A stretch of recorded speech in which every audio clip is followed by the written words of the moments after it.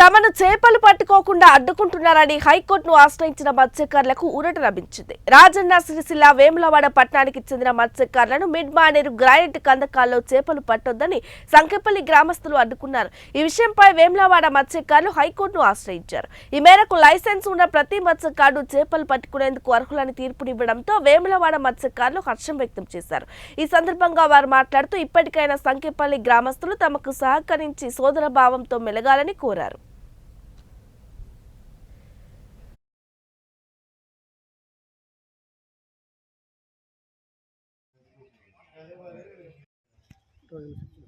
రాజన్న సిరిసిల్ల జిల్లాలో బండా కారీలో back water వచ్చి చేపలు ఆగినాయి. అందులోకి సంకపల్లి గ్రామస్తులు వేములవాడ గ్రామస్తులు అందరం పోయి పట్టుకుంటామని పోయేసరికి సంకపల్లి గ్రామస్తులు మమ్మల్ని అడ్డుకోవటం జరిగింది.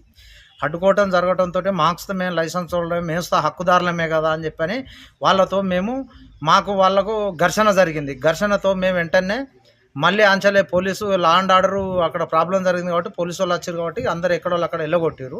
వచ్చేసిన తర్వాత ఎమ్మెల్యే గారి దగ్గరికేను పోలీస్ స్టేషన్లో ఒకరి మీద ఒకరిపై కంప్లైంట్ ఇచ్చుకున్నాం.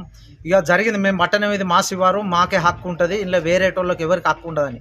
మా వాదన ఏంది అంటే మిడ్ మానేరులో లైసెన్స్ ఓడర్లందరూ ఈ కారీలో హక్కుదారులని మా వాదన.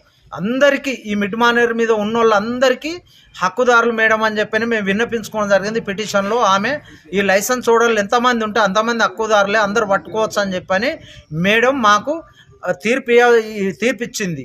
మాకు ఆర్డర్ కాపీస్తే ఇచ్చింది. మేము ఇప్పటికి ఏమంటాం అంటే సోదరభావంతో అందరం కలిసి అందులో చేపలు పట్టుకుందాం, విభేదాలంటూ ఏది లేదు, మనం అందరం హక్కుదారులమే, అందరికీ లైసెన్స్ హోల్డర్ అని చెప్పి